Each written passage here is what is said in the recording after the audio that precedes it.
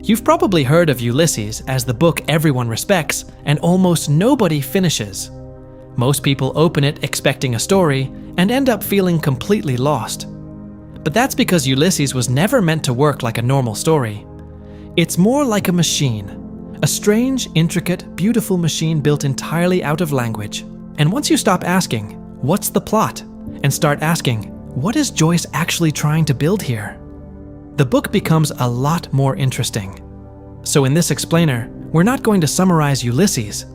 We're going to take that machine apart piece by piece and figure out what Joyce was trying to do, and why this bizarre experiment still matters. To get started, let's just take a step back and ask a question we almost never think to ask ourselves. Seriously, why do we even read novels? What are we really looking for when we crack open a book of fictions? For most of us, most of the time, the answer is pretty simple. It's the plot, the story. We want to know what happens next. You know, the plot is like the engine that just pulls us right through the whole thing, from the first page to the last. It's kind of the most basic agreement between a writer and a reader. And right there, that's the challenge. And honestly, the genius of Ulysses. It's a novel that takes that basic agreement and just tears it up. Its main goal isn't to tell you what happens, but to completely rewire how you see reality itself. So if you go into this book looking for a normal plot, it's like using a map for a completely different country. You're gonna miss the entire point of Joyce's huge, amazing experiment. Okay, so to really get what Joyce is doing in this massive project, we have to start small. I mean really small. We've got to zoom all the way into the level of the sentence, the specific, deliberate way he arranges words on the page. Because trustly, with Joyce, nothing is an accident. All right, here's a sentence from pretty early in the book. It's perfectly clear, right? Almost like something a journalist would write. It sets a scene, gives you information. You can picture it. Guys in big boots, the sound of barrels rolling around a wagon. The words do their job, and then they're done. It's like a clear window you're looking through. But then, check out what Joyce does right after that. He gives us this, a reshuffling of the exact same words. The information is identical, but the whole feel, the rhythm, the focus of the sentence, it's completely different. The first one is just a fact. The second one, it's more like music. All the emphasis is now on the sound and the motion, bumped, dull, thudding barrels. The people are almost an afterthought. So what Joyce is doing here, right on the page, is he's setting up this quiet little argument. On one side, you've got the journalist's view, where words are just tools to get a point across. Their order doesn't really matter. But on the other side, you have the artist's view, Joyce's view, which says, no. For the artist, there is only one perfect order. Every single word is a choice. And this isn't just for show. It's the core idea of the whole book. Reality isn't just what you see, it's how you see it. And for Joyce, that how is created in the structure of the sentence itself. Now, this obsession with order and, with disorder, it doesn't just stop with senses.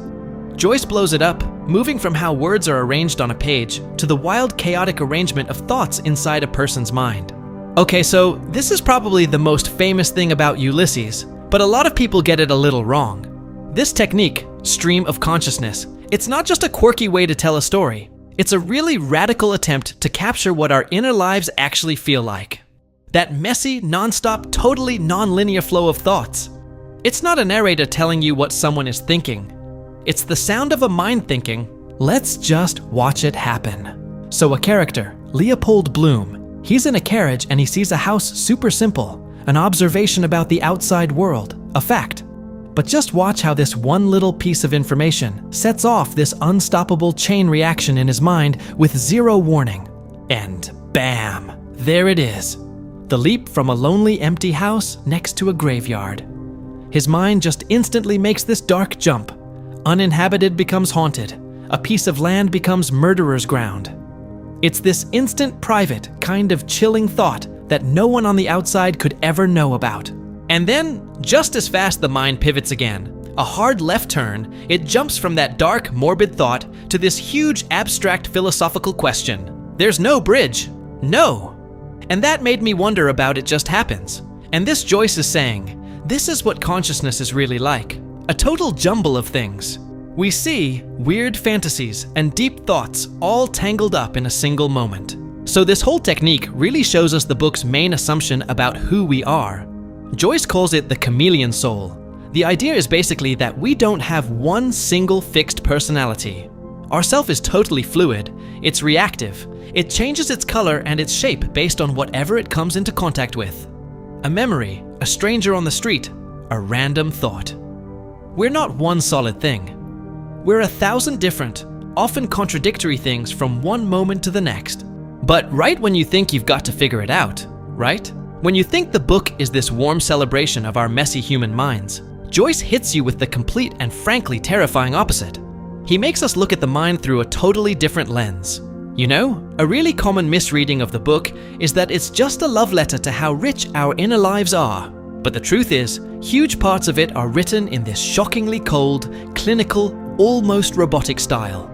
It's written like a science experiment, or even more like an old religious catechism, where some anonymous voice asks questions and gives these brutally objective answers about what the characters are feeling. I mean, just listen to this language. It's not so how did he feel?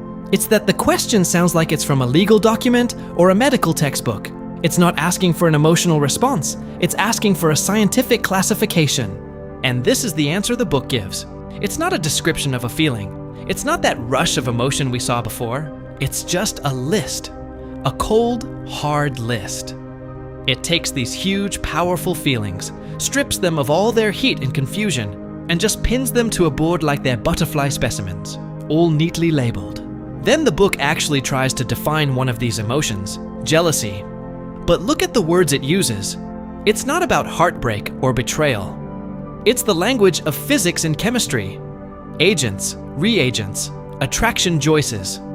Describing one of the most painful human emotions as if it's just a predictable chemical reaction happening in a beaker. It's wild.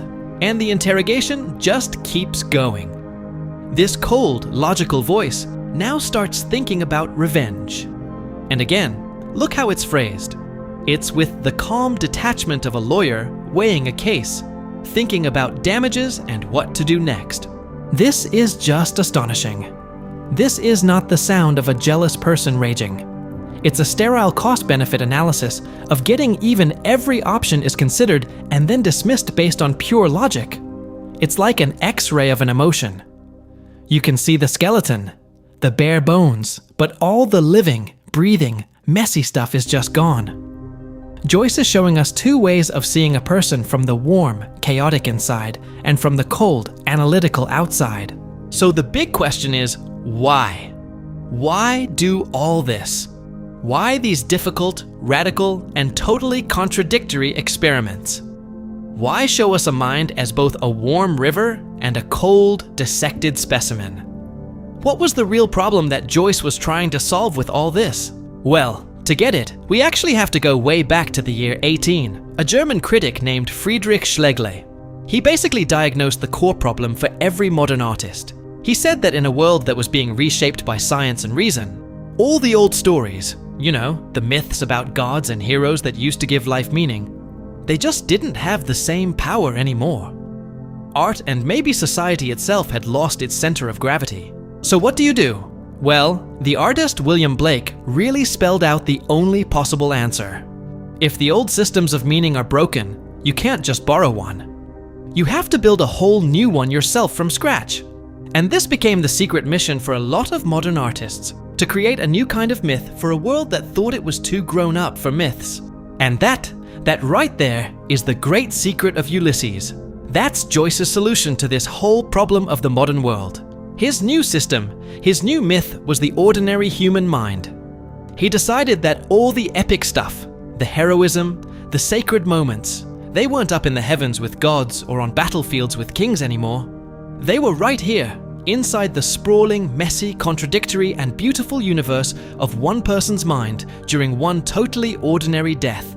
So the whole book, with all of its obsessive detail, its streams of thought, its cold-blooded analysis, it's all an attempt to capture a human being completely, to put a whole person on the page. But in doing that, in achieving this incredible level of detail, it leaves us with this one final, nagging question. A question that maybe can't be answered. Ulysses gives us maybe the most complete picture of a mind ever written down. We see its feelings from the inside, and then we see those same feelings dissected from the outside. But the book quietly forces you to ask something deeper. In that relentless effort to document every thought and label every sensation, do you risk losing that essential, mysterious thing we sometimes call a soul? That question sits right at the heart of this great, strange literary experiment. And it's exactly why Ulysses by James Joyce still matters so much today.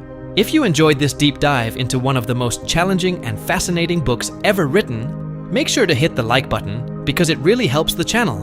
And if you want more explorations of great books like this, subscribe so you don't miss the next one. And I'm really curious to hear from you. Have you ever tried reading Ulysses? Did you love it, hate it, or completely bounce off it? Let me know down in the comments. Also tell me what book you want me to break down next, because I read every suggestion. Thanks for watching, and I'll see you in the next video.